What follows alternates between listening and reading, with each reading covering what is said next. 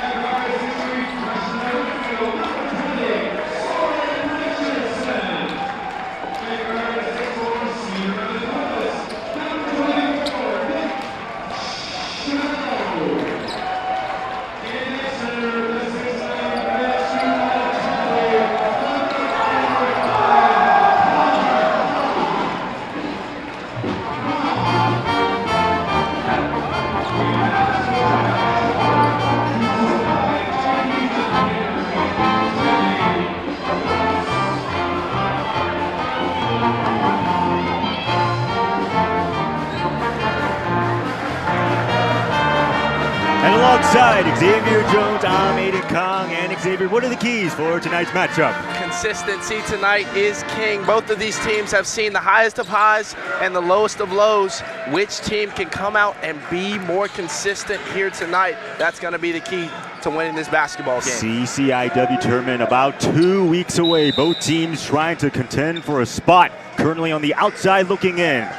And let's roll from King Arena. Thunder with a dramatic overtime win, 81-73 against Augustana. Getting started right away, Kyle Nebbs.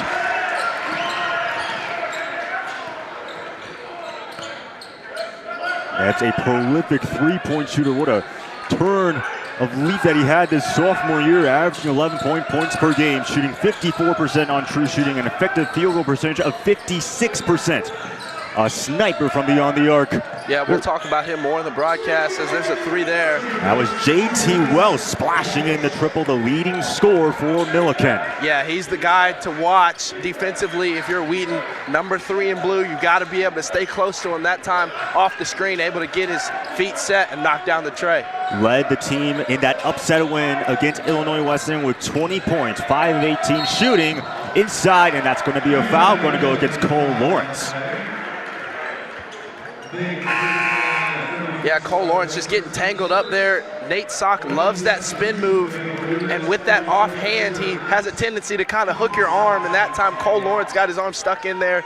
That's going to be a foul every time. And for Millikin, coming off that upset win against Illinois Wesleyan. They were previously on an 8-game losing streak, but a big win against the top-ranked team in the conference. They snapped Illinois Wesleyan's 7-game winning streak, and meanwhile, Kyle Neff, a hot start, already 5 points for him.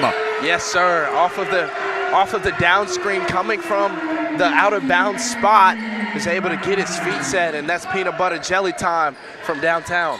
That 3 won't fall for Strutter.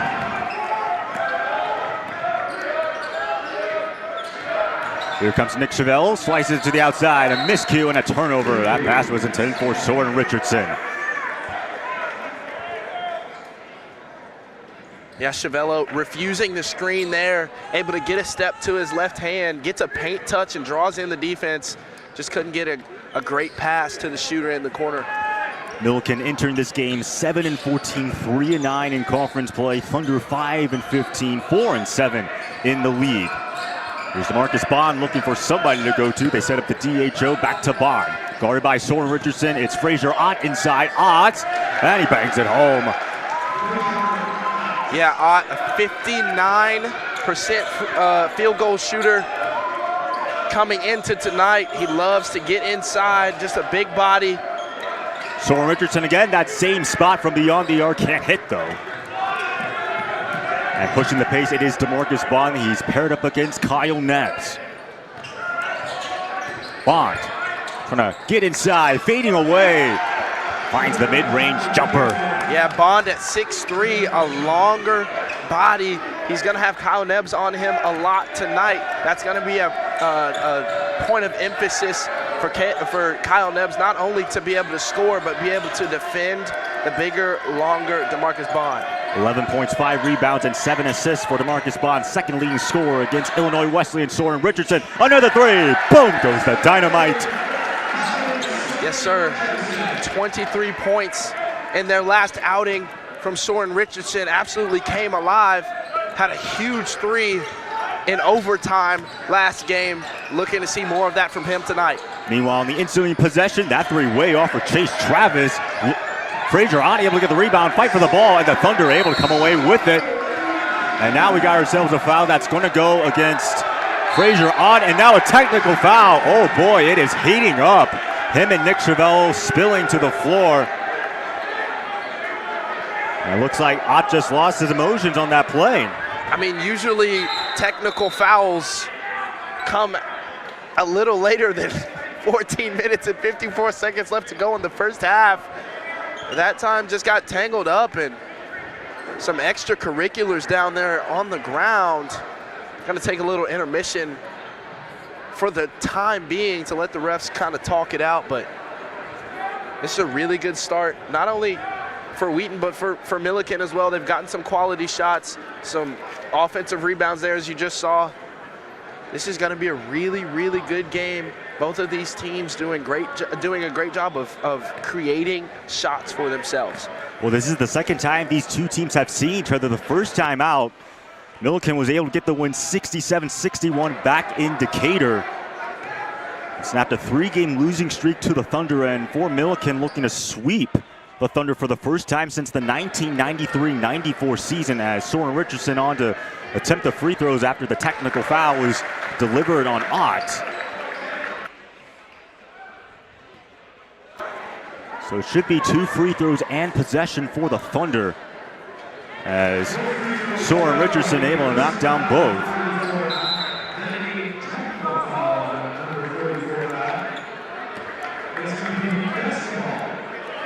And from this point on, how do you respond? Ott out of the game, subbed in. number 20, or excuse me, Cole Lawrence actually checking back into the game.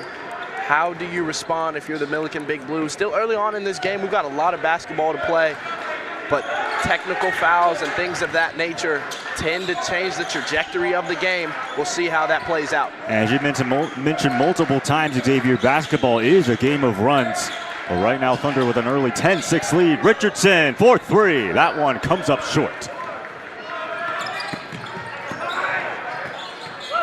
Once again, DeMarcus Bond trying to get the drive inside, dumps it off and bang it home. It's Chase Travis, the sophomore. Yeah, Chase Travis with the finish, but DeMarcus Bond with a great move and a great just vision to be able to see him draw the double team off the dribble drive and make the easy play. Travis averaging 7.1 points per game, only had 1 point against Illinois Wesleyan, but had 14 points the first time Wheaton and Millikin squared off against each other. 7 on the shot clock. Under 16 minutes to go, Kyle Nebb pulls up from mid-range. That one won't fall.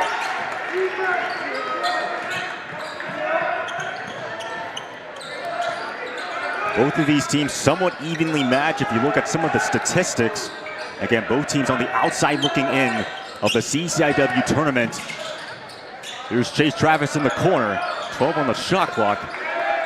They find Nate Strotter, guarded by Nate Sock. Strotter feeding away, mid-range J, rattles in and out.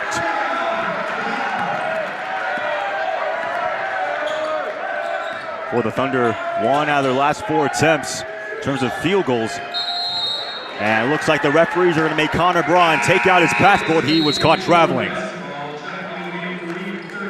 Yeah, correction on my part, Cole Lawrence. I said Cole Lawrence was in the game. It's actually Tion Spates, number 2. That time he was able to close out Connor Braun, expecting some more space on the closeout to be able to shoot that one, kind of second-guessed himself, and that caused the travel. And for Tion Spates, this is his 6th game. He's starting to get more and more minutes. Had 18 minutes against Illinois Wesleyan along with 6 points and 4 boards. Here's Strotter inside, goes back out to Bond and cannot handle it. It's going to be a turnover.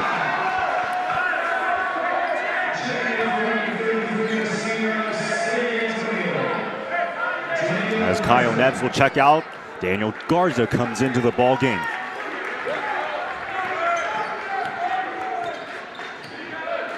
Wheaton averaging about 65.8 points per game. Again, the worst scoring offense, but they've been on fire the last couple of games. Soren Richardson, Nate Sock have been huge. That 3 by Nick Chavello coming up short. Meanwhile, for Millikin, again, they were once on an 8-game losing streak, but with that win against Illinois Wesleyan, still life for them to make the CCIW tournament for Coach Soderberg.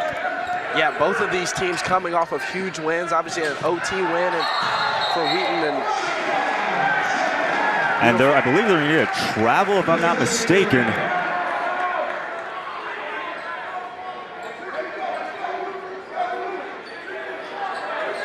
A great defensive play there by Ty Ferguson, drawing or helping off rather, and then getting his hand on top of the ball to draw a jump ball.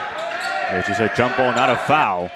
There comes a 3 by JT Welch. He drains the triple. Notorious from hitting from beyond the arc. Again, the leading scorer for Millikin. Inside, now kicking it back, it's Ty Ferguson. Swinging around, Nick Chavello on the wing. Sock will take the 3. Nate Sock, he hits the triple. That's a beautiful shot. He's got a smooth stroke from beyond the arc. They're just working around the horn there. Little too much space for number 10, and he's going to take that one and knock it down. Only had 8 points, 5 rebounds, 2 assists against Augustana. Spates coming up short on that mid-range J.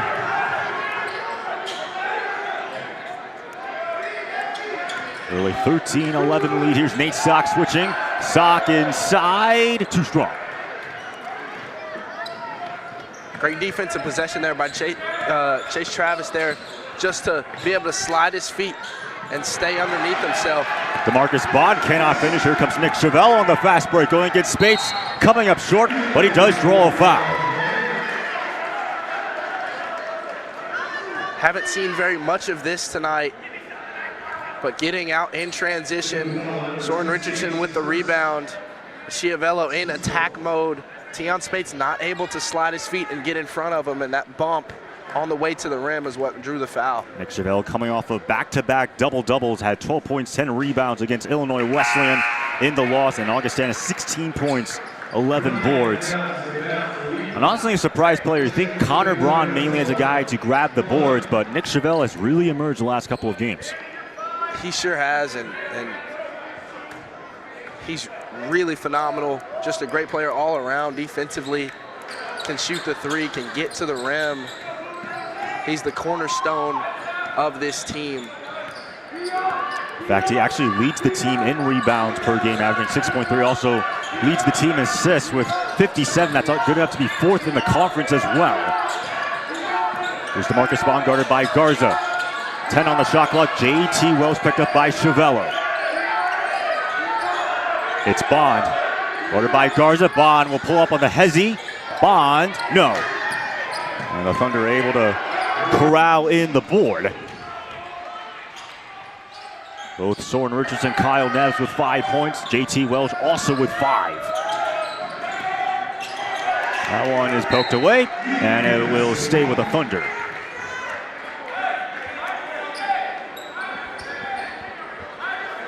And for both teams, someone on a scoring drought, have only made 1 out of their last 5 field goal attempts.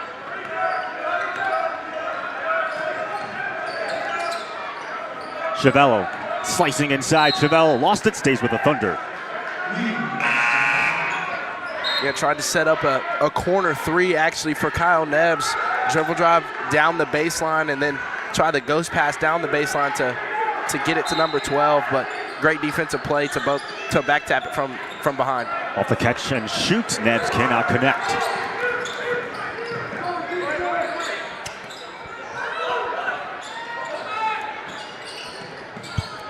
Illinois Wesleyan averaging 67.9 points per game. Welch's three comes up a little bit short. Nice fight there by Kyle Neves to give Ty Ferguson the board. Yeah, much better contest there on that three. It's really hard to chase down the speedy TJ Welch. Oh, inside, that got blocked by Bond. Here's Daniel Garza, got it back though, and he bangs it home. And one, that's a nice move to be able to not give up on your shot, give up on the play, gets his rebound, and man, that's a strong finish through contact.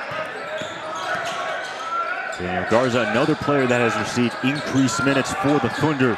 Now that one taken away, and here comes Garza. 3-on-3 fast break. Ty Ferguson now just gonna slow it down. Chevello against Welsh. Goes back to Daniel Garza, fakes the pass. Garza for three. Boom goes the dynamite. Timeout on the floor, taken by Coach Soderberg, and the threes keep raining for Wheaton. I mean, my goodness, that is why Daniel Garza gets minutes. He brings so much energy. He's such a lively player, energetic, and when he gets on the floor, he's going to give you everything that he has. We see him not giving up on the play, on the shot that he had, and then getting it back up for 2 more points that time. He gets out on the break, and he gets he gets to the three-point line. The ball is kicked to him, and he's able to knock down the three, and you see the energy afterwards. My goodness, that's exactly what you want from number 33, and this has been a great start for Wheaton. They've really been able to sit down and guard, been able to defend and keep Millikin's big bodies off of the offensive glass, and they've been able to shoot a lot better from three-point. That's been kind of their knock all year long. Have they been able to shoot good from the three, or have they struggled? And they've struggled for most of the year, but when they're able to get good looks, get their feet underneath them, they're really, really dangerous, and that's what we're seeing here tonight. With that being said, Wheaton Athletics would like to thank Maypole Restaurant in downtown Wheaton for providing food for the game staff at tonight's basketball game. Maypole is located at 121 West Front Street in Wheaton. Visit their website at gatheratmaple.com to place an order or make a reservation, or give them a call at 331-218-4181. Again, that's 331-218-4181. Currently a 7-point lead for the Thunder. If we look at the CCIW standings, again, 2 weeks until the CCIW tournament takes place. Illinois Wesleyan clinched a spot entering tonight. Elmer's also clinched a spot with the win against North Central, so 2 teams have already clinched bids in the CCIW tournament, 4 more left. Here's Jacob Bullock, who just checked into the ball game. Now goes to Jaden McLean. McLean with 7 on the shot clock against Ty Ferguson, able to splash in the mid-range J.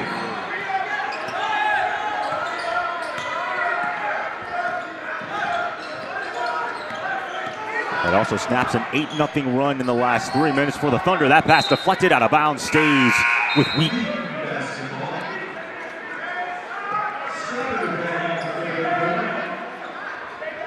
As Nate Strotter will check into the ball game. 2 Strotters on the same team. Walter Strotter, number 13, and then Nate Strotter, number 33. Both sophomores out of St. Louis, Missouri. But Strotter getting the start.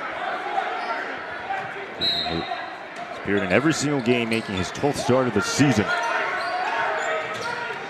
Here is Ty Ferguson. Ferguson looking back to Nebs. Connor Braun now picked up by Tion Spates. Braun rolling inside, maneuvers, and able to bang it home. And when Connor Braun is backing you down and he's able to get to the paint, that's bad news if you're on the defensive side of that. He uses his body, uses his length to be able to get what he wants. Braun actually led the team in points. The first time these 2 teams played with 14 points at 9 against Augustana. Here comes a 3 by Strotter, and he drains it. And right on cue, he's been very silent. He is Millikin's 2nd leading scorer. They've got to be able to get him involved, get him more shots, get him more good looks, especially with JT Welch on the bench. Averaging 12.1 points per game, shooting 53% on true shooting.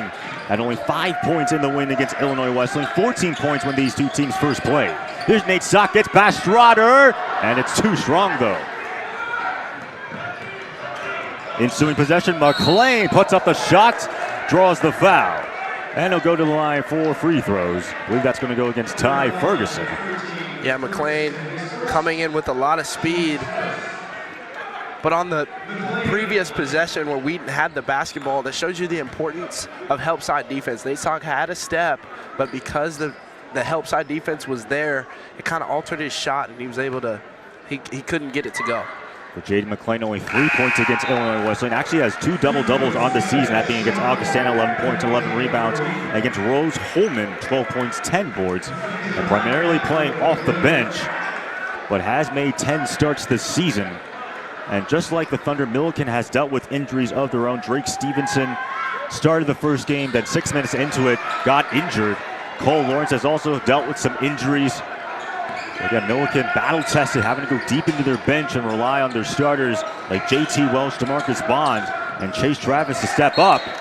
That one out of bounds, and it's going to be a turnover. It's going to be Millikin ball.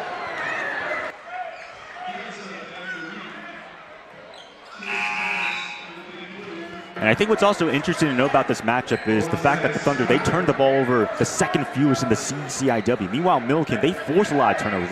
13.14 turnovers forced per game. That's 2nd in the CCIW themselves, only trailing North Park. Yeah, turnovers are always a key to every single game, but it's at a premium, especially the later you get on in the season, they become more important.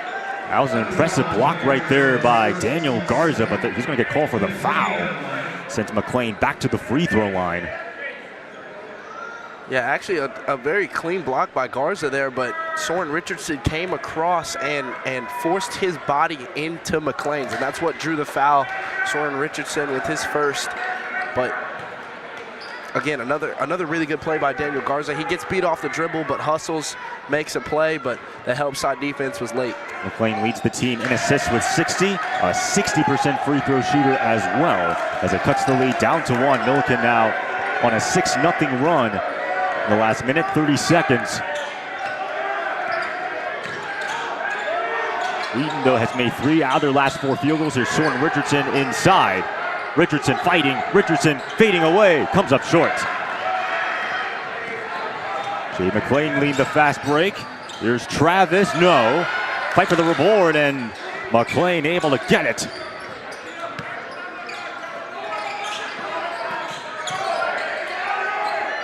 Here's Frazier Ott. Ott with 9 on the shot clock. Guarded by Chavello. Ott inside. Cannot get that shot to fall. And it's Kyle Nebbs who's able to pluck the loose miss.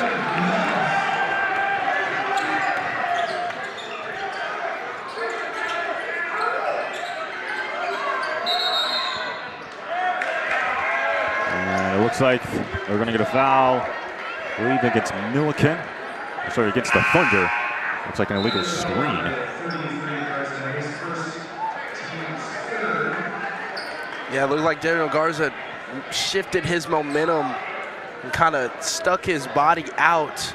You got to stay up, stand tall. And the referee was able to call him out on it. Under 8 minutes now left to go. Wheaton still holds a 1-point lead. Here comes a three-pointer on the way. Chase Travis, too strong, out of bounds. And it stays with Millikin as Daniel Garza could not corral in the board. So second chance opportunity for the Big Blue.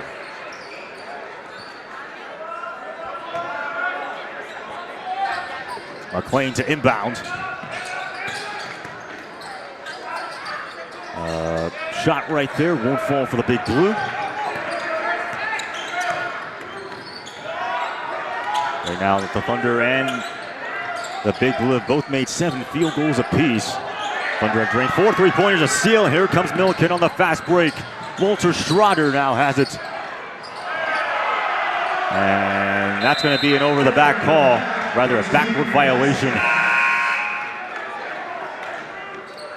As McLean had struggle on the handle.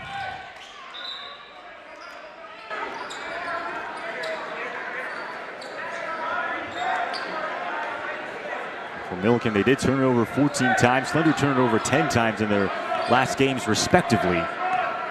Millikin now with 4 turnovers. Thunder, meanwhile, turned over 5 times. So somewhat working in the favor for the Big Blue in terms of forcing takeaways. Here's Soren Richardson fighting. That shot refuses to go in, but a chance at a 2-point play.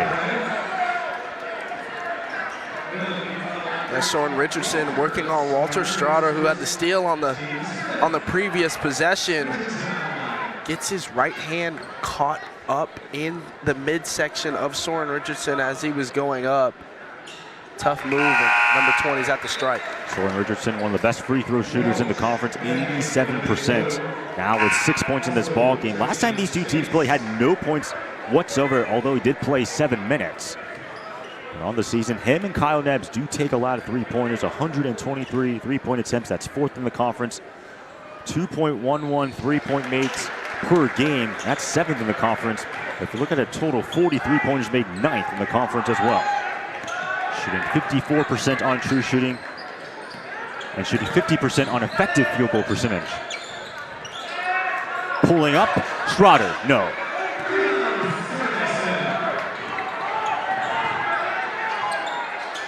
Here comes a 3, Soren Richardson. That one, not enough on it.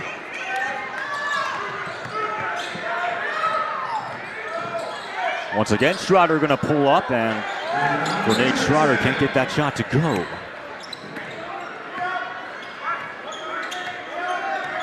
Millikin's now 1 of their last 6 in terms of field goals. Here's Ty Ferguson picked up by Schroeder. They go inside to Chavello, looking on the reverse layup, able to grease the cylinder. Yeah, just beautiful ball rotation there. And Ty Ferguson with a great job not speeding himself up, making the right decision off the dribble drive, and a beautiful finish on the other side of the rim from Nick Chavello. Here's on space trying to pass to somebody. Finally goes to JT Welsh. 10 on the shot clock. Welsh going to pull up from beyond the arc. Too strong though. Always got to hold your breath when JT Welsh launches the ball. He's made some logo three-pointers, as seen with that win against Illinois Wesleyan. Had one in the second half.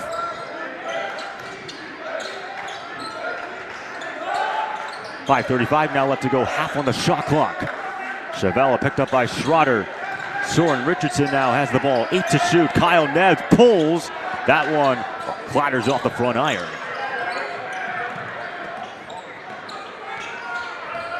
Soren Richardson, the leading scorer for the Thunder with 7 points. JT Welsh with 5, Jaden McLean also with 5 points. As the Thunder shooting 44%, the Big Blue 33%. Here's now J.T. Welch, pulls up on the mid-range jumper, does not have enough on that shot. Looks like the Thunder will take a timeout, currently holding on to a 24-19 lead. Xavier, what are your thoughts so far on this ballgame? My thoughts so far have been Millikin is looking for someone to step up and get buckets. Usually throughout the course of the game, there are different guys that step up at different times to be able to facilitate, to drive, to kick, to dish, to score, and Millikin is looking for that right now. Early on, JT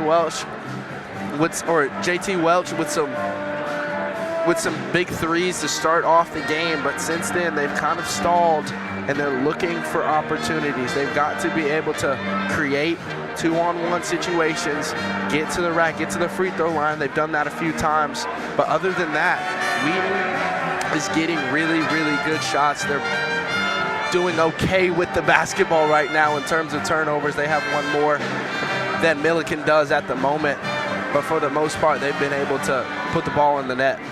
And for Coach Schauer, entering his 15th year with the program, has 249 wins. So if he wins tonight, that'll be win number 250 within his time at Wheaton. But if you look at his overall career as a head coach, including Gordon Eastern, he has 395 wins. So he's technically 5 wins away from reaching 400 wins. Of course, the third most wins all time in Wheaton history, only trailing Coach Fun, who has 361, and Coach Harris, who has 320, but really an impressive coaching career for Coach Schauer.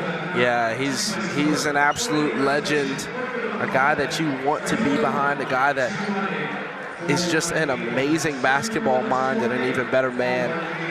And he has just, it shows in his lineage and in his just everything that he has been able to touch, not only here, but at the other schools that he has coached, and just the men that he has been able to influence. It's very apparent. He's also coached 2 Jostens Trophies winners. That 3 is way off, though, for Ty Ferguson.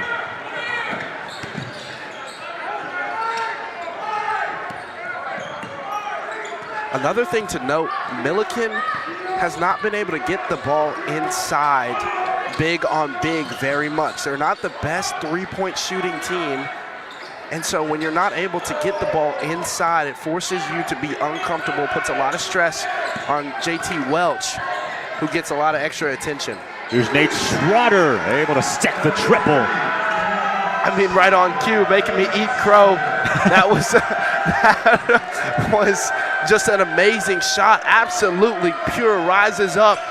Nobody on him in the corner. Peanut butter jelly time. 6 points now for Nate Schroeder. Third three-point make. Here's Connor Braun taking it from beyond the arc, but he cannot connect. Schroeder once again on the ensuing possession. Now they'll slow down. Under 3:45 left to go. Millikin only trails by 2. 16 on the shot clock. They go find to JT Welch. Welch now picked up by Braun. Here's Tion Spades. Spades comes up short. Offensive rebound gathered in by Chase Travis, and he's going to be fouled on the way up. Yeah, Chase Travis leads this Millikin Big Blue team in total rebounds, 105 coming into tonight. Tion Spades working on Kyle Nebbs. Good defense there, but Soren Richardson's got to get a body on big Chase Travis, or else he's going to crash the boards and make their lives a lot harder. Chase Travis, an 82% free throw shooter, has 3 double-doubles on the season. One being against Aurora. That was his first career double-double with 21 points, 11 rebounds. And then Franklin, 10 points, 13 boards. In fact, back-to-back games with double-doubles being Aurora and Franklin. And then his latest double-double coming against North Park on January 13th, 13 points, 10 boards. Puts it down to a 1-point ball game now. Got a hotly contested ball game, just like the first time these two teams played. It came down to the wire. Thunder, for the majority of that first ball game, had the lead, but Millikin able to make strides towards the end of the second half. 12 on the shot clock. Connor Braun tries to slice through the defense, able to bang it home. That's a nice move from the big man coming off the screen at the top of the key. able to get downhill in the nice Euro step. You saw Tion Spates there trying to take a charge, thought that the big man was going to try to go through him, but he evades him and gets the easy 2. 6'9" senior out of Tempe, Arizona, has had to play huge minutes for the Thunder, has played in every single ball game, started in every single ball game. Well, that one right at Braun, it's a takeaway, and here comes Nick Chavello. Chavello inside, now looks to kick it back outside, and it's taken away. Nice steal there by Nate Strotter, getting a piece of it. Strotter, that one way off. Rebound gathered, Braun blocked it, but able to bang it home is Chase Travis after a chaotic sequence. Yeah, Coach Schauer not too happy after that sequence. He had an opportunity to get a really good shot, but it turns out to be a turnover and then giving up a few extra opportunities. And Connor Braun, just like Joel Embiid does, able to draw the foul, and he'll go to the free throw line. A lot of body there on Tion Spates as Connor Braun was cutting down the right side of the lane. 16 fouls now for Millikin, 14 fouls for the Thunder. Braun, a 73% free throw shooter.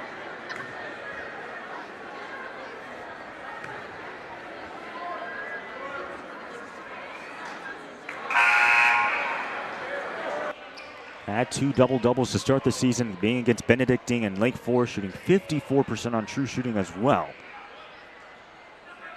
Had 9 points, 4 boards, 3 assists against Augustana.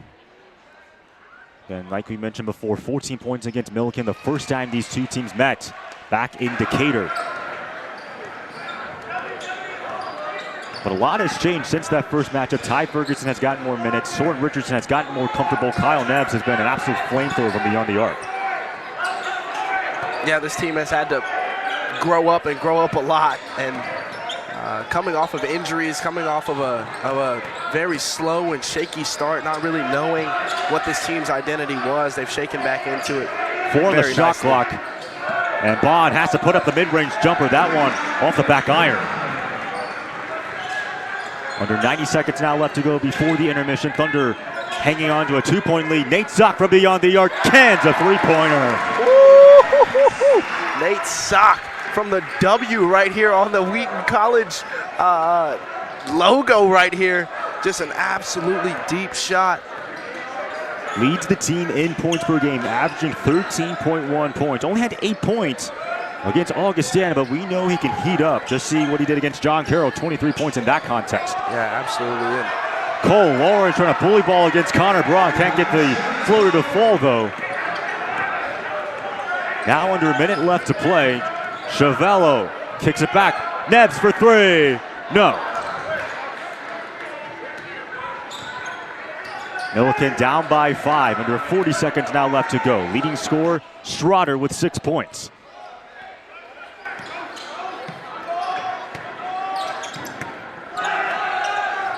Trying to use the Cole Lawrence screen as JT Welch now fires it back cross court. 4-3. Travis, he drains it.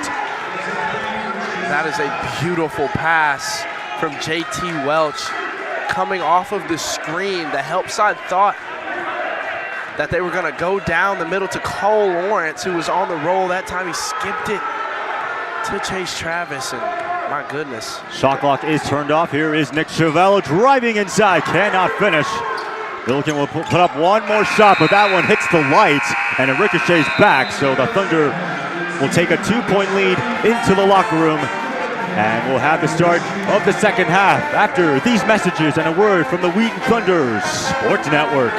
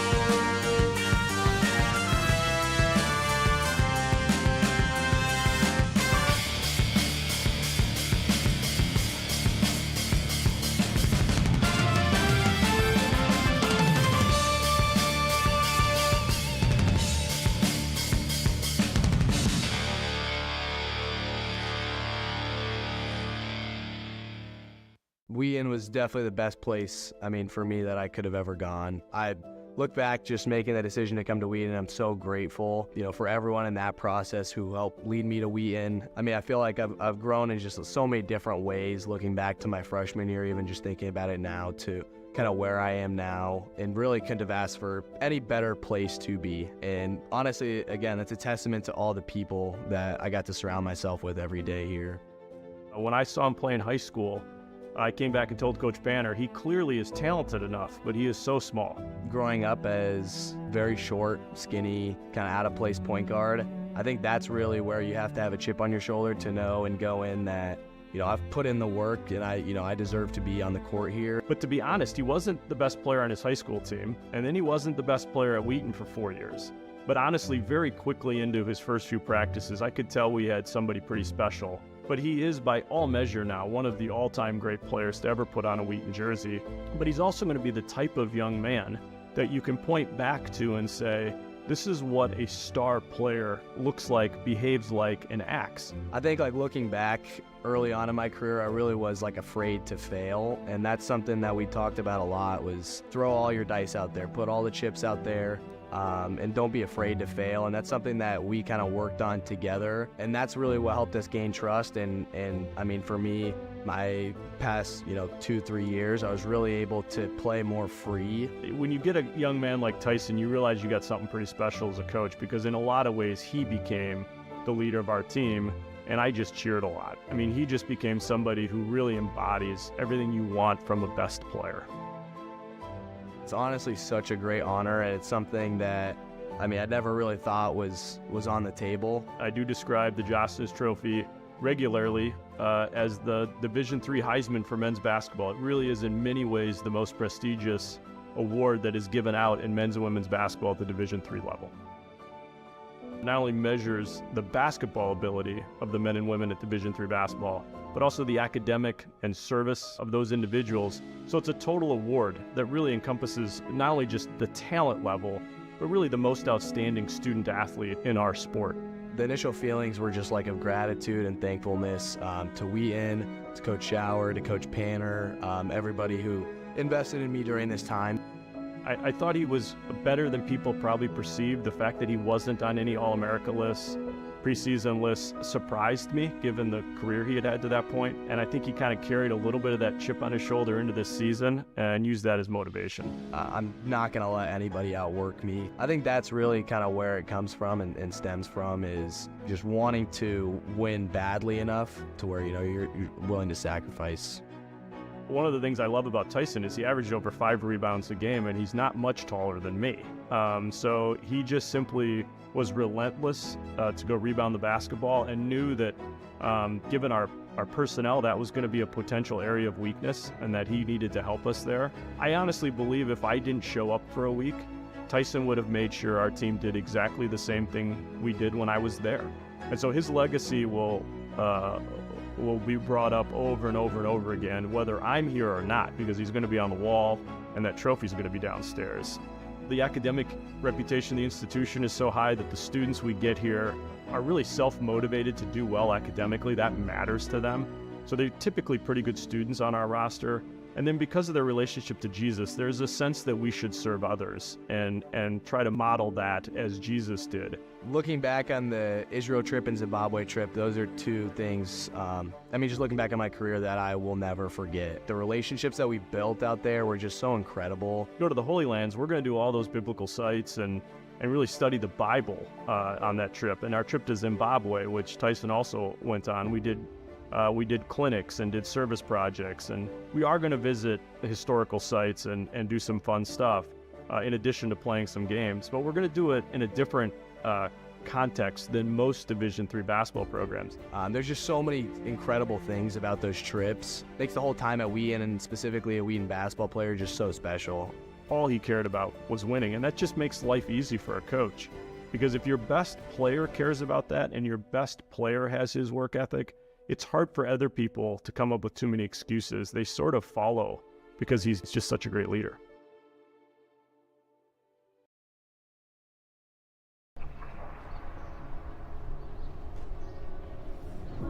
They say the friends you make at college will be friends for life. We say the friends you make at Wheaton College will not only be lifelong, but life-changing. That's because Wheaton is a grace-filled, Christ-centered, fun community unlike any other. From talent shows to all-school communion, Christmas celebrations to hip-hop battles, you'll have opportunities every single day to express who you are and how you see the world, to lead, work, serve, and worship together, to define your convictions with peers and mentors who support and encourage you, and expect your friendships to last not only on campus, but throughout your life as part of a Wheaton family that spans the globe. This isn't just an educational experience. It's an unparalleled journey that you can only find at Wheaton.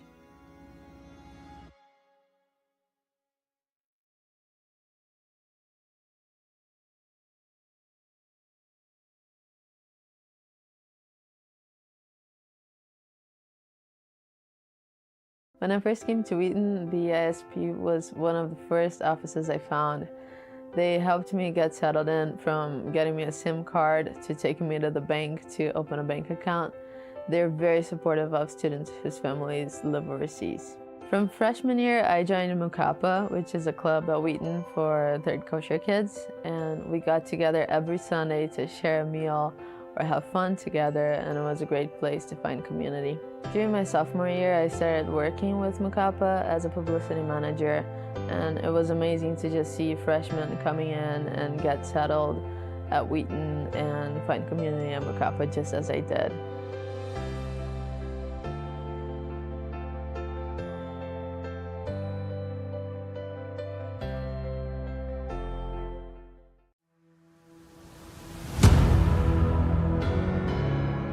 From psychology to business, health to history, Wheaton College offers 150 plus majors, minors, and concentrations, and 20 plus grad programs, all taught by world-class scholars who will mentor you, motivate you, and prepare you for the career you want.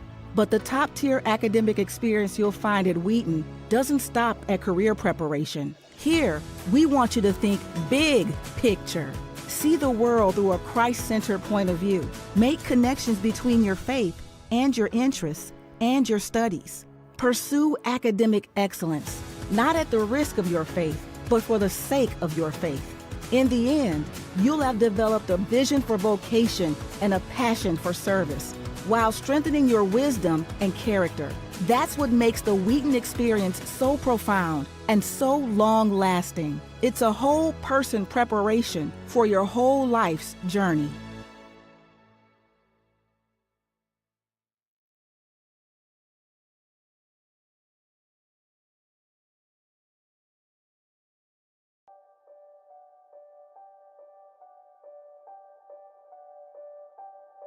Humble leaders, adventurous thinkers, faithful believers. For Christ and his kingdom, Wheaton stands at the forefront of Christian liberal arts education. Here, we facilitate an unparalleled journey for our students, bringing together deep faith and intelligence to pursue their most ambitious callings. At Wheaton, reaching God-given potential is never accomplished alone. From coaches on the field to professors in the classroom, we come together to make space for students to wrestle with timeless questions and pursue biblically informed, thoughtful wisdom as they pursue academic, artistic, and athletic excellence. We are one of the nation's colleges that change lives, because that is exactly what we do. We live, work, serve, and worship together as an educational community centered on Jesus and reflecting the beautiful diversity of his kingdom. It's collaborative, immersive, Christ-centered. Our enduring model, with twin traditions of quality academics and deep faith, along with a faculty of Christian thought leaders and a staff of dedicated believers, allows us to champion the true essence of the Christian liberal arts educational experience, continuing the legacy lived out by iconic thinkers and evangelical luminaries around the globe. Wheaton integrates and connects disciplines through Christian thought, diverse peers, and contemporary global context. Here, adventurous thinkers and faithful believers come together to create a mosaic of diverse backgrounds, beliefs, and hopes. It's a place of curiosity and conviction, a place to live out your values and pursue your ambitions. Except here, it's not only about what you can achieve. It's about who you can become. Living out our calling with heart and skill through Christ-centered leadership. At Wheaton, you don't have to settle. We call ourselves Thunder because, like thunder, the Wheaton Network is a force moving through him and for him to build the church and benefit society worldwide. Like rolling thunder, God's mighty voice calls us to be humble leaders, adventurous thinkers, and faithful believers for Christ and His kingdom.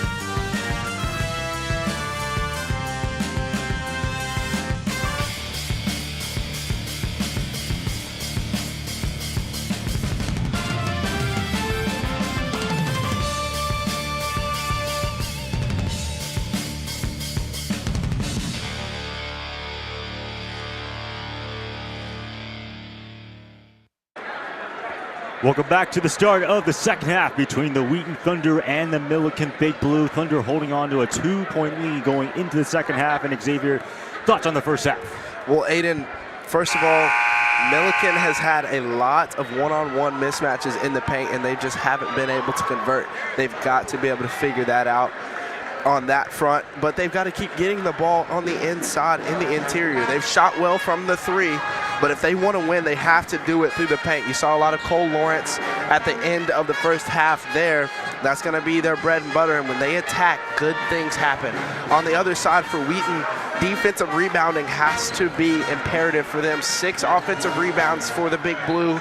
That means a lot less shots for you and a lot more shots for the other team. And then on the other side, they kind of got cold from three-point land towards the end of that first half. Got to keep shooting that, but find other ways to score. They have great ball movement early on. Let's see if they can figure that out and keep that up here. Millikin has lost 8 out of their last 10 matchups to the Thunder.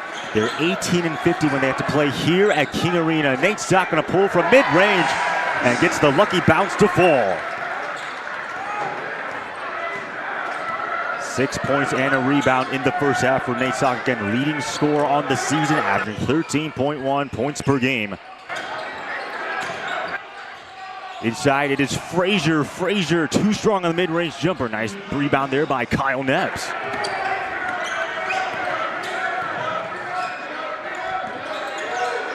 Thunder shot 10 of 25 from the field. Here's Nate Stock inside, guarded by Strotter. Stock kicks it back out, wide open for 3. Connor Braun cannot connect from downtown. And now fight for the board. It's going to be Millikin ball. It's a perfect example of finding other ways to be able to get open looks You get a paint touch on the inside. Nate Sock comes down and hits a pull-up J on the previous possession, then comes in, draws the extra man, and is able to get an open shot. Even though it didn't fall, that's what you want to see on the offensive end from the Thunder. For the Big Blue, they were 10 of 30 from the field in the first half. Here's Schroeder pulling that one off the back iron.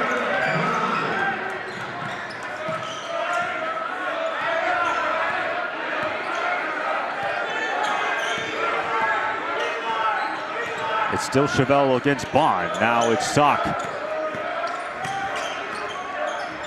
12 on the shot clock. Two big men, Braun and Frazier. Sock from the top of the key. He rattles it home. Yeah, really up until that last few seconds, a really good defensive possession by Millikin, keeping the ball outside of the three-point line, but some miscommunication at the top of the key leaves number 10 wide open, and he bangs it in. 6 points and a board in the first half for Nate Sock. Now with 11.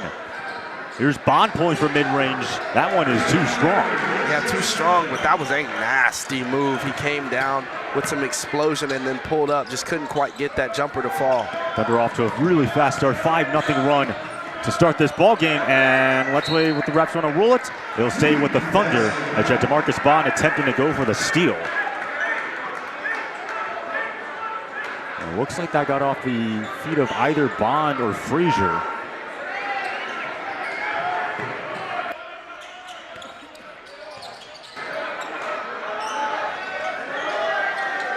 35-28 Thunder lead early here in the second half. Again, a crucial matchup.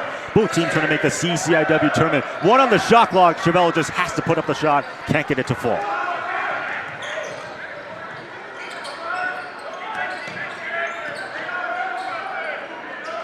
Here's Schroeder. Slices down the baseline, reverse layup. That one won't fall. Rebound gathered in by Frazier against Braun. Frazier also no good. And Frazier somehow gets it back again for the third time, and he draws the foul. Yeah, we prefaced it coming out of the break. We have to be able to box out. That time, Frazier on the third try, he goes up and draws the foul, and got to be able to box out. It's not good enough to just be able to try to out-jump these guys. You've got to be able to put a body on them and create separation from the basket, and they weren't able to do that there, and they paid for it. Ott only had 2 points and 3 boards in the first half. Does have a double-double on the season. That came against Elmhurst, his first career double-double, where he had 11 points, racked up 10 rebounds as well. 8 points, 3 rebounds against Illinois Wesleyan in their last bout, as the second free throw comes up a bit short. Thunder right now on a 5-1 lead, 5-1 run, excuse me, in the last 3 minutes and 30 seconds. Here's Chevelle, number 24 against number 24. That beat Chase Travis on the other way. Sock, no foul, comes up short.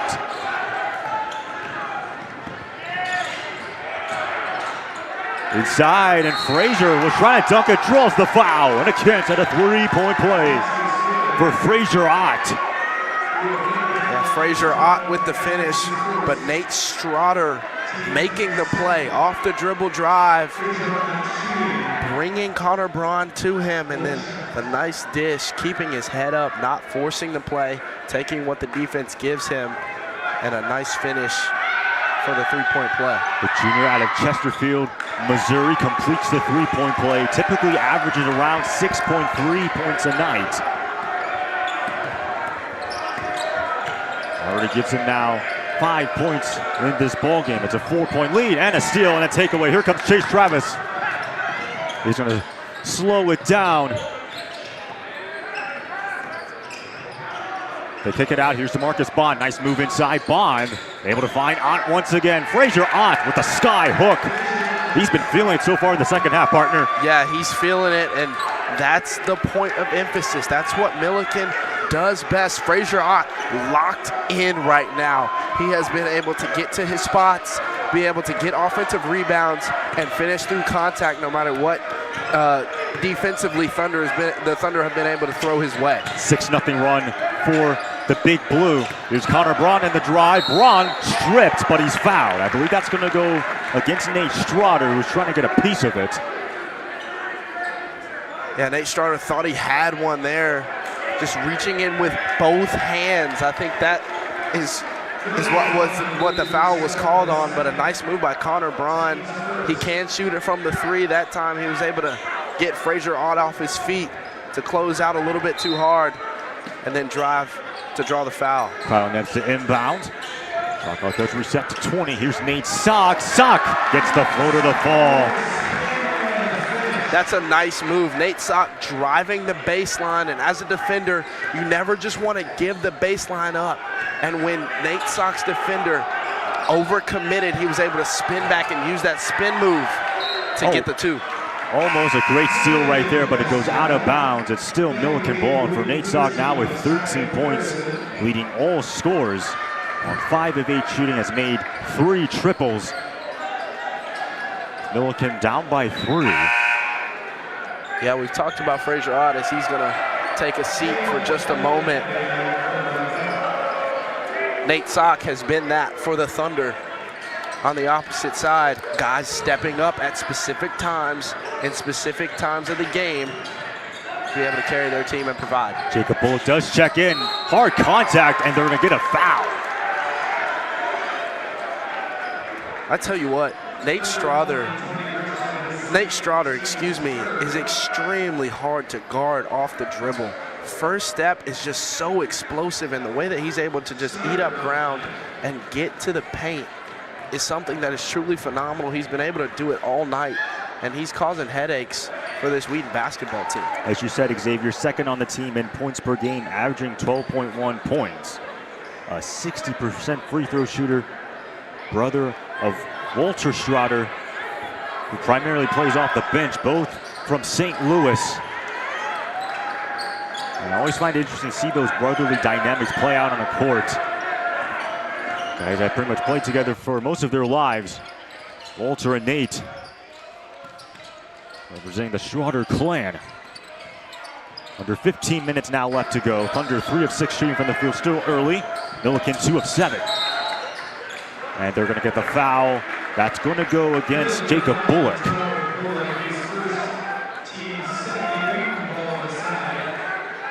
Yeah, saw a little bit of Jacob Bullock in the first half. Strategic sub in by the coach. 6'5" is what Jacob Bullock stands at. A little more length to be able to guard Nate Sock. Here's Soren Richardson gonna pull up. That one's gonna come up short though. What's interesting to know about the Millikin defense is that they force a lot of steals. 14 in fact against Illinois Wesleyan. Ty Ferguson trying to go for the steal himself, but it's gonna stay with the Big Blue.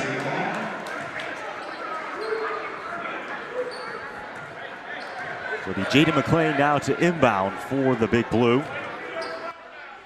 And an offense that averages close to 68 points. Oh, nice steal right there. Soren Richardson has eyes in his back. Like Patrick Surtain, able to make the interception. Nate Sock from beyond the arc. That one comes up short. Here's now Strotter pulling. Strotter no good.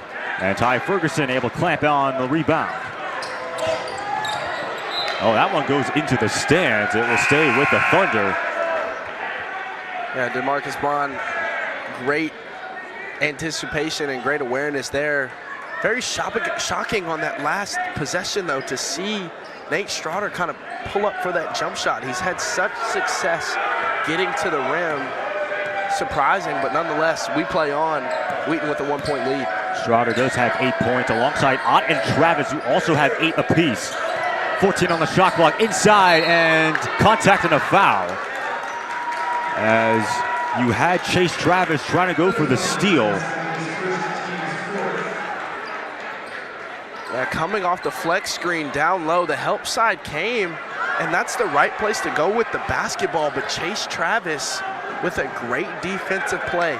We call that helping the helper in basketball. When the helper is able to step over and create the double team, and then the helper behind him is able to rotate down and make the steal and cover the defensive responsibility. When you're able to do that on defense, you're going to have some good defensive possessions on your side. Oh, nice backdoor cut. Unable to handle as McClain gets the handles back, though. McClain tries again. McClain too strong. Fight for the board. And it's going to be Millikin ball. That was a nice pass there by DeMarcus Bond, but McLean could not finish, but Millikin able to retain possession.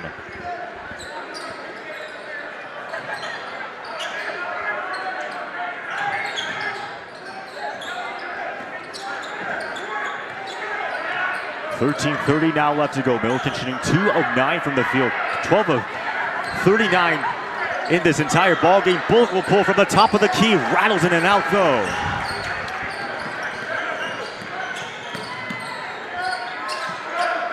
Millikin is now 4 of 10 shooting from downtown. Still have not made a 3 in the second half. They had 4 in the first. That floater, it will fall for Soren Richardson. It looks like a timeout on the floor is taken as Millikin down by 3, and we talked about how important this matchup is. You look at the CCIW standings, Illinois Wesleyan and Elmhurst are the only 2 teams that have clinched berths, but you have Illinois Wesleyan, Elmhurst, and Carthage, who are the only teams with winning records in the conference. They've kind of separated themselves. They in themselves are trying to fight for a first-round bye, but also the right to clinch the CCIW tournament. But I think what's more interesting is the fact that everyone in the CCIWs still has an opportunity to make the tournament. Yeah, it's been a wild year. Everyone's kind of beating up on each other. Everyone's beating everybody, and outside of those 3 teams, it's really going to be scratch, bite, and claw your way into the conference tournament. But you talk about those top 3 teams, and something that is kind of an unwritten, like you really want it, is when you're the top seed, not only do you get the round 1 bye, but you don't have to travel. The entire tournament is on your home court, and that is huge in the sight of really just everything. And playing at your home, on your home court, is something that you really want. Aside from the bye, aside from winning throughout the rest of the regular season, it's going to be really important to finish out these games as we turn the corner in the last little bit of the CCIW season. Of course, the Thunder last season finished 14-2 in the conference, won the regular season title, did lose to Elmhurst though in the semifinal, but did get that at-large bid as North Park won the CCIW tournament, as it's likely to be played in either Bloomington, Elmhurst, or Kenosha. And it is pretty much neck and even, with Illinois Wesleyan hanging on to 1-game lead over Elmhurst and Carthage. Here's Jacob McLean inside. They kick it back. Good passing. DeMarcus Bond decided not to take the 3. Travis fading away. Mid-range jumper. That one rings out though. Daniel Garza just checking the ball game, able to crowd on the board.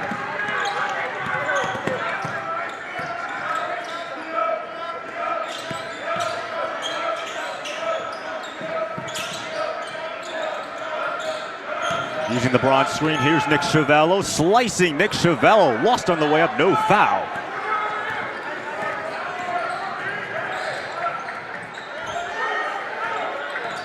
Chavello only has 2 points on 1 of 4 shooting from the field.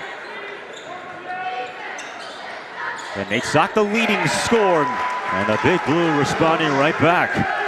JT Welch with a beautiful mid-range pull-up. He's got to be able to come alive if Millikin wants to win this basketball game. Of course, they're going to have to still get it inside, but he provides another threat to this offense when he's able to shoot and shoot lethally. JT Welch only had 5 points in the first half. That's his first field goal of the second, and 3-pointer. Boom goes the dynamite. Ty Ferguson. Ty Ferguson. I mean, I love every single thing about his game. He's not the flashy player. He doesn't score a lot of points, but man, can he shoot it? And we saw that there, finding some space in the corner. Bang, bang. On the ensuing possession, responding right back, JT Welch has now made his last 2 field goals. And going back to Ty Ferguson, I had a chance to talk to Coach Schauer when the Thunder played Elmhurst, and he talked about Ty Ferguson being that surprise player, said he was not even going to get a roster spot, but impressed him so much and getting increased minutes. Of course, the injury to RJ Valise playing a factor, but Ty Ferguson has made the most of it. Yeah, absolutely, and he provides in different ways for this Wheaton basketball team, usually guarding the best guard on the team when he is on the floor of the opposing team, excuse me, and he provides in different ways. And it's interesting to note how Ty Ferguson, a freshman, Kyle Nebbs, a sophomore, Soren Richardson, a freshman, have all been stepping up huge this season. McLean from the top, way off. Yeah, we talked about it earlier. This team has had to grow up and grow up fast, but they've done it, and they've found the guys that they want to ride with. Tion Spates almost had a steal right there as he poked it away. Wheaton still has the ball. 10:10 now left to go. Daniel Garza, contact and a foul on the way up. He should go to the line. Yeah, that was best case scenario there. Connor Braun picked up his dribble, didn't really have anywhere to go. Great denial there by Jaden McLean on Ty Ferguson to make him move, but Daniel Garza coming off fresh off of the bounce handoff, if you will, and attacking, drawing the contact, getting to the stripe. Garza with 9 points, tying his career high, as he did so against Calvin as well this season. Has appeared in all but one ball game, started in 2 in fact. Again, one of the few veterans left on this team that made it all the way to the Elite 8. Yeah, Daniel Garza, he's an exceptional player, brings a lot of energy, brings a lot of leadership to this club, and a lot of experience as well. Garza makes it a 4-point ball game. This has been back and forth, mostly in control of Wheaton. Last time Millikin led was back in the first half, 11-10 with 14-15 left to go. JT Welsh a 3, it's good! And a chance at a 4-point play as JT Welsh just stares at the student section. A cold-blooded 3. And that's been the story of these past few possessions. Wheaton coming down, making plays, and knocked down a big 3 in the corner. TJ Welsh is there to answer, and he answers in a big way there. Absolute no-no. You cannot foul a 3-point shooter beyond the 3-point line. They do it there, and number 3 makes him pay. JT Welsh, the most accurate free throw shooter in the conference, also 10th in all of Division III, knocks down the 4-point play, and all of a sudden we're tied at 44. That's how quickly TJ Welsh can make you pay. In just an instant, he has scored 8 points in the past few possessions, and this game is tied up. And it feels like just like when Wheaton was starting to get some momentum, trying to pull away, getting some defensive stops, Millikin able to find an answer.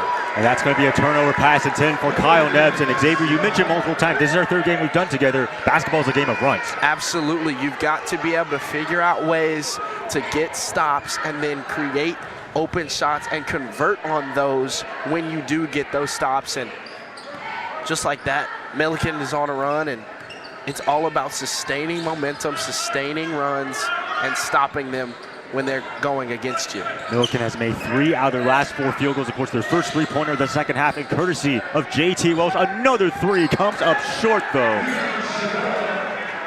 for Chase Travis. Yeah, that was a big shot there. Wheaton lucky that Travis wasn't able to connect. A really good look in the corner from a decent 3-point shooter. Just couldn't get it to go. There's Connor Braun, got stripped. Ball's loose, going to stay with the Thunder, though.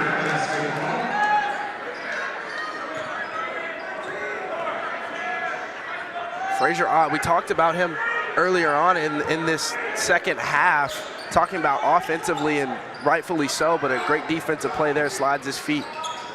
Sock, and good passing by the Thunder. They do have 6 on the shot clock, so may have to hurry up.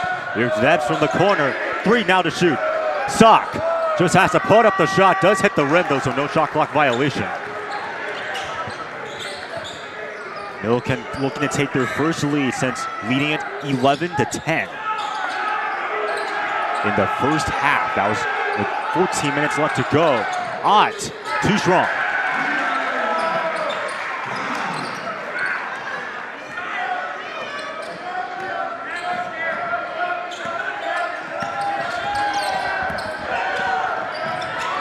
Almost a steal there by Chase Travis, kicking it out. Nate Zock, a corner 3. Comes up a little bit short, though, out of bounds. And it's going to be Wheaton ball.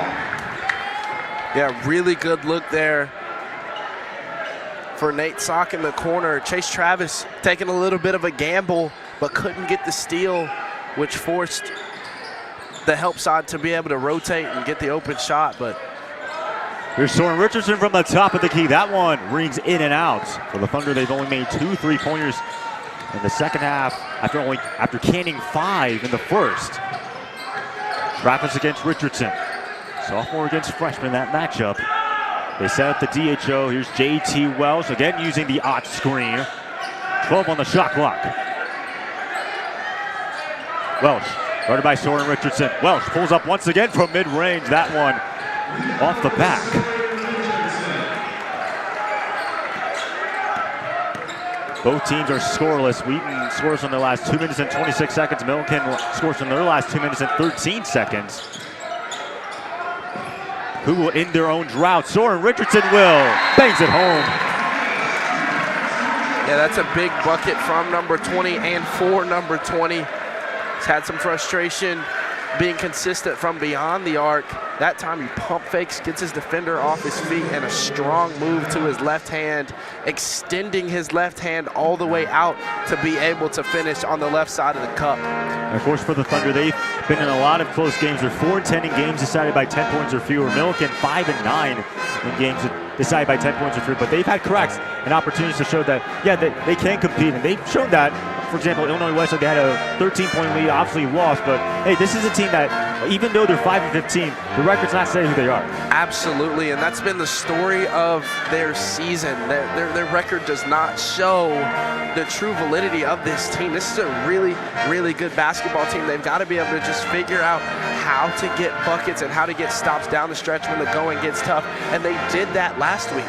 They did that in their overtime winner. They were able to, in that overtime period, actually, Augustana came out, hit a huge three. There was a bit of a drought for the first minute and a half of that OT period, but after that they were able to score 13 points in comparison to Augustana's 5 points in that period. So that was a huge confidence booster for them to be able to go into that overtime, or come out of that game rather, with an OT win and say, man, even when those games get tough, we can sit down and guard people, get stops, and get points, and come through in those big-time moments. And for the Thunder, their next 4 games, their final 4 games, in fact, they'll have Carroll, Elmhurst, Carthage, North Park. All those teams are currently in the CCIW playoff picture.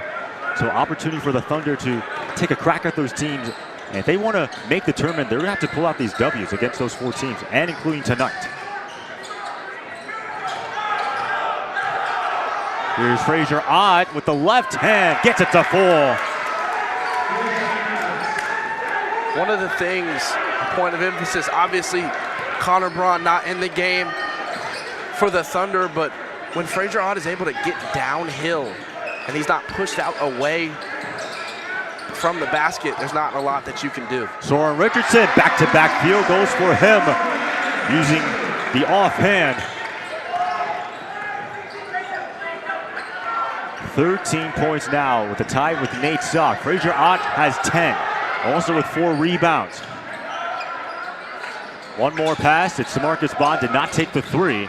Here's now Bullock inside, draws the foul, and the bucket's not going to count though, as Bullock in disbelief thought it should, but they are going to just inbound the pass.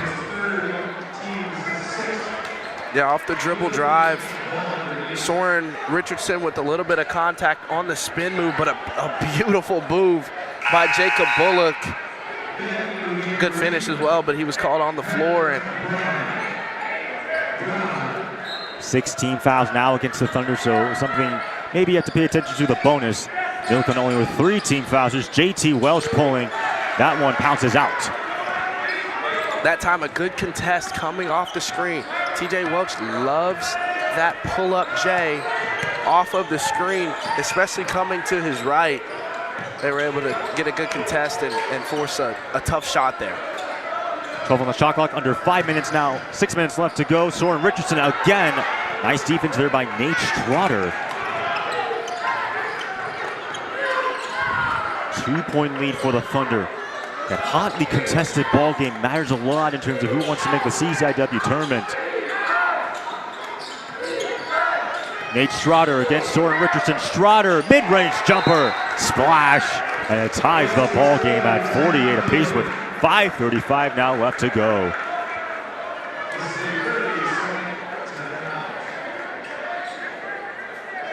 And going back to Wheaton's schedule, if they can pull out some of these W's, that final game against North Park, which is here at King Arena, the final game for both Wheaton and North Park, could ultimately determine who makes the CCIW tournament and who misses out. Yeah, coming down the stretch, you've got to be able to execute, got to be able to win possessions in and out, no matter where you are, whether you're at home, whether you're on the road. You got to be able to block out and control what you can control. It's very easy to be worried about if another team wins, if another team loses, being dependent upon other teams to take care of your business, but you've got to be about your business. And Wheaton has a great opportunity still, even though they haven't had the season that they may have wanted. They haven't been able to finish some of the games that they thought they should have. They still have a great opportunity to be successful and get that conference tournament spot. Of course, for Carroll, what a season it's been for them. They're projected to be one of the worst teams. They got the W against North Park, 75-72 in the early going. And right now, they would be 4th place in the conference. Richardson's shot won't fall. And now here comes Jaden McLean with the game all knotted up at 48 apiece. One thing to note, Jaden McLean, 60 assists. And Fraser Ott draws the foul, counted and one. Chance at a three-point play for him. Just as we were talking about, Jaden McLean with 60 assists on the year leads the team, but Nate Strader with the assist there, coming off of the screen. A beautiful roll there by Fraser Ott, and some miscommunication costs Wheaton on the defensive end once again. Thunder with now 17 fouls, so Millikin will be shooting free throws for the rest of this point forward as they are in the bonus. And cannot complete the three-point play though, so it still remains a 2-point ball game. Under 5 minutes now left to go.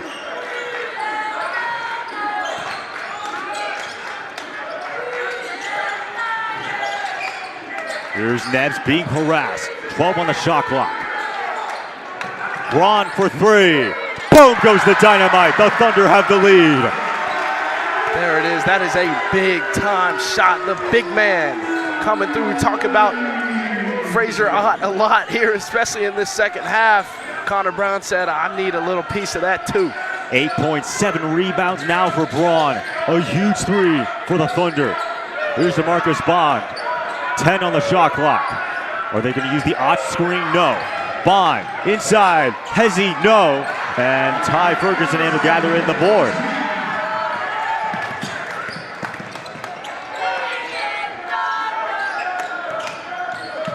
Nebbs for three again. That one coming up a little bit short. Fight for the board. Bond able to get, hard contact.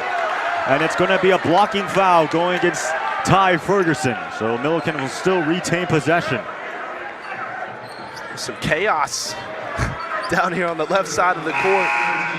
DeMarcus Bond trying to get out on the break. He gets to the basketball first, and in those 50-50 ball situations like that, if you're late, if you're the second one to the basketball, you have to be able to yield to whoever has the basketball.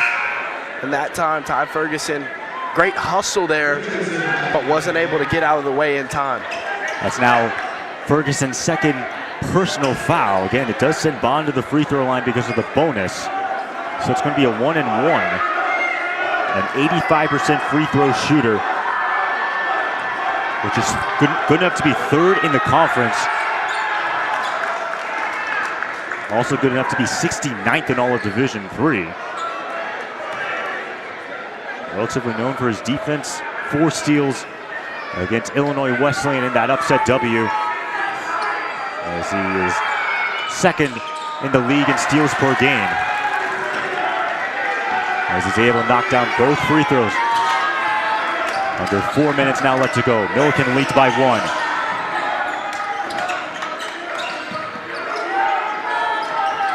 Here's Braun for three. Connor Braun, that one heels out.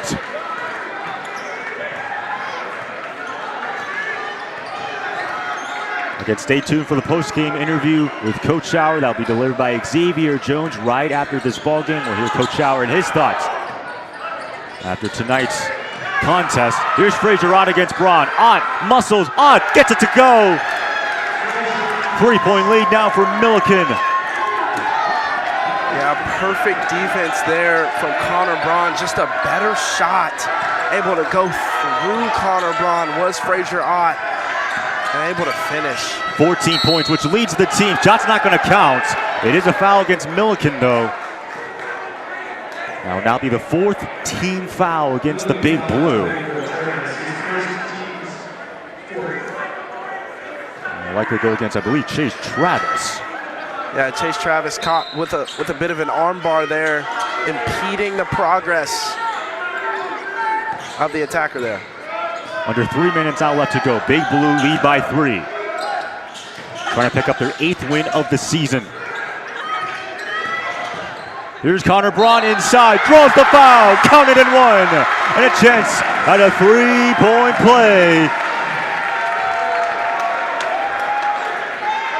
I mean, what a move to be able to drive down the baseline and compose himself. He stopped there, came to a jump stop, evaded the help side defense, and able to go up strong through contact. We see it from both of these big men right now, both answering each other, but Connor Braun with a huge 3 a few possessions ago, and another huge play right there to set up the 3-point play in an attempt to tie this basketball game. It looks like we're going to have a stoppage of play, perhaps a timeout, as both teams are going to talk it over. Braun still has to attempt the free throw with 2:48 left to go, but man, what a ball game it's been. Second last home game of the season. We were in for a big treat. Absolutely, and that's what you're going to get, especially with teams who are battling to try to get into conference play in the postseason. This is what games are going to come down to. And just another thing to preface, free throws are going to be an absolute premium going down the stretch. We got 2 minutes and 48 seconds left here. You got to be able to knock down the 2 that you're awarded from the stripe. Both teams are relatively good in terms of free throw percentage. Wheaton 70.9, 4th in the conference. Millikin 71.1, good enough to be 3rd. And now we have a timeout. This game tied up at 54 apiece. I wonder what Millikin, who they're playing, they'll be at Augustana next Saturday, so they do get a little bit of rest. They won't play on Wednesday, but again, at North Central, that's their second to last game, and then Carthage at home to finish it out. So again, for Millikin, they're still in contention for the CCIW tournament. Would love to win here, as well as Wheaton. Again, tied up at 54 apiece. So Xavier, what do you think? I know it's still a tight ball game, but what's sort of the strategy? What do you think is going on for both coaches?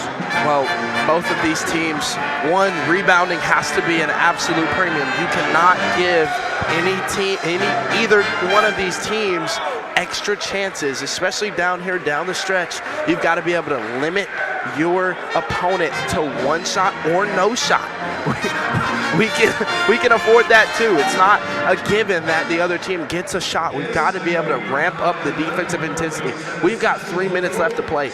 Leave it all out there on the defensive end, and structurally on the offensive end, look for open shots, look for great shots. There's a difference between taking good shots and taking great shots. You want to get great shots, you want to create opportunities to drive and to get open shots on the outside.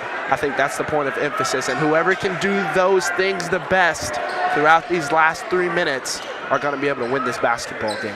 Nate Sock and Soren Richardson leading the scoring way, 13 points apiece. Connor Braun has 11. JT Welsh with 13, Nate Schroeder with 10, but Frazier Ott leading all scorers with 14 points, shooting 6 of 10 from the field.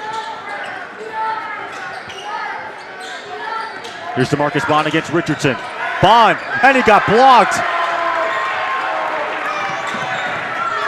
A lot of contact. DeMarcus Bond not happy with that call, but regardless, we play on. 2:20 now left to go. Here's Soren Richardson inside. No, gets his own rebound though. Shot clock resets to 20. Mismatch right there. It was Braun against JT Welsh for a moment. Wonder if the Thunder want to take advantage of that matchup. 7 on the shot clock now as Nate Sock, no good. And a foul going against the Thunder. That's going to go against Nick Chavello. It's Millikin ball with 1:59 left to go.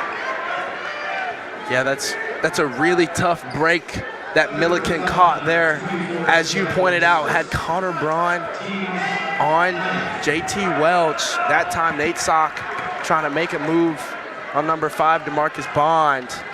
Good defensive play to not foul, and then to be able to corral the defensive rebound afterwards. Again, Millikin in the bonus. 19 fouls against the Thunder. DeMarcus Bond, a 1-and-1, and a chance to take the lead as well. Only has 4 points. Now they'll give him 5. This is his 3rd and 4th attempts at the free throw line. So now 5 points, 8 boards, also with 6 assists.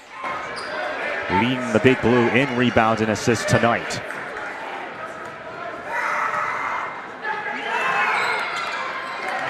Those last 3 games in double figures. 11 points against North Park, 11 points against Carroll, and then 11 points against Illinois Wesleyan. Minute 52 now left to go. Big Blue lead by 2. Looking for the sweep for the first time since the 1993-94 season. Chavello almost lost a 9 to shoot. They kick it. It's a 3-pointer. That one's way off, out of bounds. And it's going to be Big Blue ball. Nebs an opportunity to take the lead, but cannot connect. Now 92 seconds left before the end of regulation. Not necessarily, if you're the Thunder, you don't have to foul here, but I think the rest of the way you can't allow any more points. Absolutely, got to be able to bow up, get a defensive stop, get a rebound. Both teams have made only 9 field goals. Thunder have trained 3 3-pointers, Millikin only 1. That was from JT Welch. That was a 4-point play, in fact. Here's Schroeder feeding away. Schroeder no good. Out with the board though. Fight for the ball. And it's going to stay with Millikin. Shot clock resets to 20. Another tough break for Millikin as well, and obviously just a defensive breakdown. Nate Sock and Connor Braun were forced to switch and put Nate Sock on Frazier Ott, and JT Welch, oh my goodness. Hits the 3-pointer, a nasty 3 at the right moment, and with a minute 6 left to go, it's now a 5-point ball game. I mean, that is cold-blooded killer right there. Coming off the screen, a minute left, you need a big bucket for your team. No hesitation in his shot right there. He knew as soon as that ball touched his hand that was going up. Just another miscommunication on their most dangerous shooter. Coach Schauer absolutely livid going into this timeout because he knows that you have to be able to close out on him. He's gonna make you pay. He's been doing it all night, and you'd expect your team to say, okay, we got a minute left to go in this game.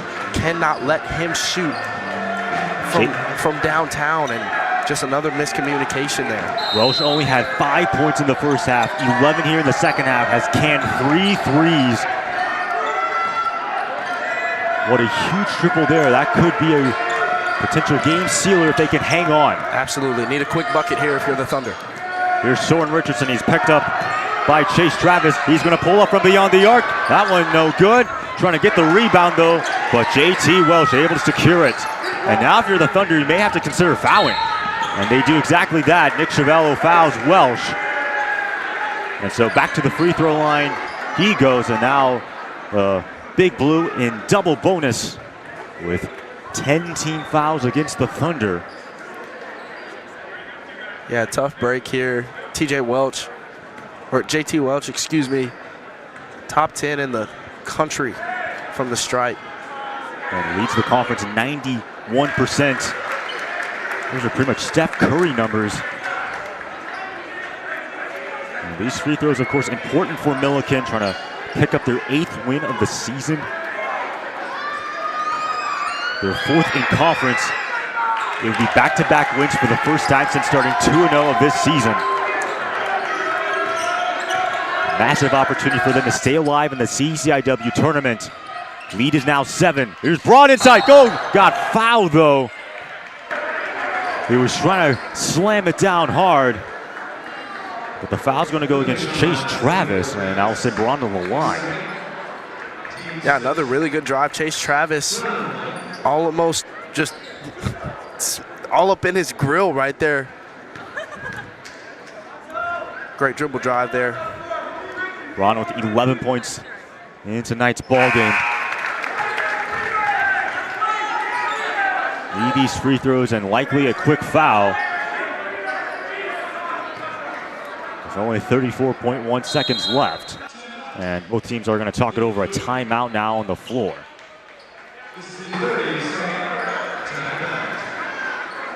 So knowing for Millikin, knowing that the Thunder are likely to foul, what's the strategy for them? The strategy is obviously you want to get number 3, the basketball, but Wheaton is still going to be down 2 possessions, whether they hit this next free throw or not. They've got to be able to just take care of the basketball and not have any turnovers. If they take care of the basketball, things will take care of itself. Obviously, you got to be able to lock in from the stripe and hit your 2. But you cannot afford to turn the basketball over because of the pressure that is going to be applied here by Wheaton. JT Welsh, a 91% free throw shooter, as you said, but also DeMarcus Bond, an 85% free throw shooter, good enough to be 3rd in the CCIW. So 2 prolific guys that can get it done from the charity stripe that Millikin has. As Welsh is in the ball game.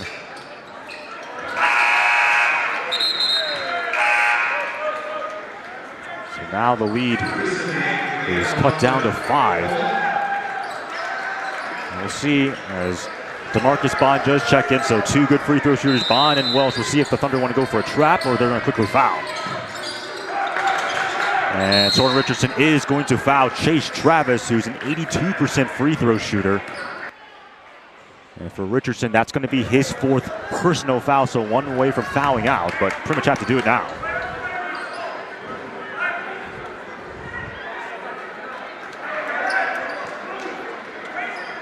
Travis, his 3rd and 4th attempts from the line. 1 of 2 as of now. 8 points, 7 rebounds, and 2 steals in 33 minutes. The 6'5" sophomore.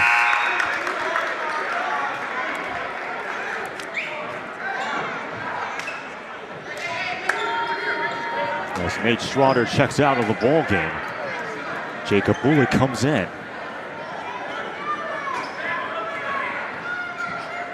Trying to make it now a 7-point ball game. And he knocks down both. Thunder going to have to now go the length of the court. Under 30 seconds left to go. They find Kyle Nebbs. That's a 3. Nebbs, no. Soren Richardson, though, with the board. And a foul going against the Thunder. Now Millikin with a zone look there. Decent contest getting out to the corner on the shooter, Nebbs.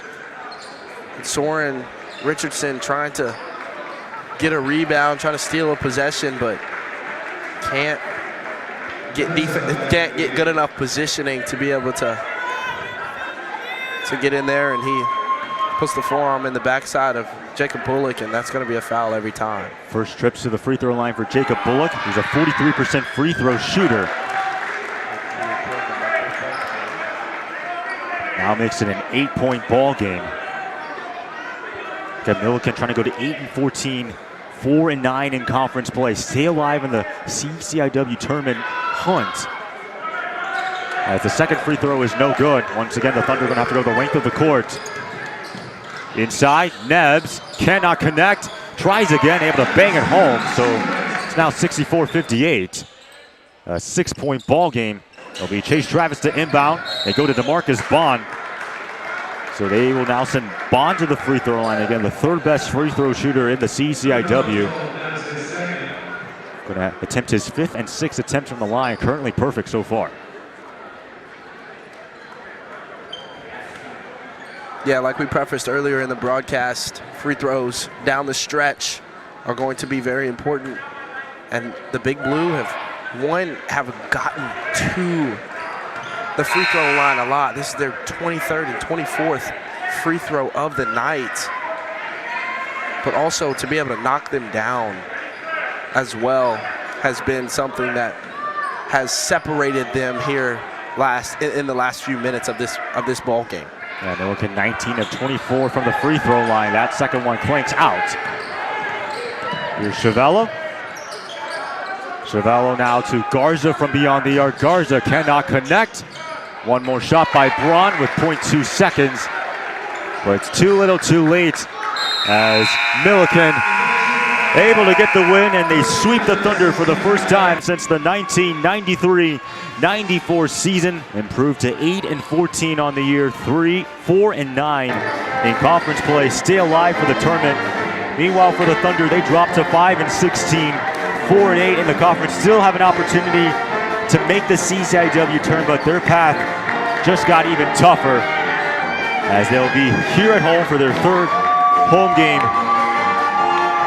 against Carroll, and then it's at Homers, at Carthage, and then to finish it off home here at North Park. Again, Millikin, they'll be at Augustana next Saturday, so they do get a little bit of rest. And then at North Central, and then Carthage to finish off the season. Leading scorer for Millikin, J.T. Welch, 18 points, 6 of 12 shooting, can 3 3-pointers, including a nasty one towards the end to give the Big Blue the W. Frazier Ott, second on the team with 14 points. Just wrap it up, guys. And Xavier, any final thoughts of this ball game? Coming down the stretch, Millikin was able to execute very, very well, and Wheaton just couldn't figure out how to get those extra possessions, couldn't get those shots to fall late. Well, from all of us here at King Arena, along with Xavier Jones, I'm Aiden Kong saying so long from Wheaton, Illinois.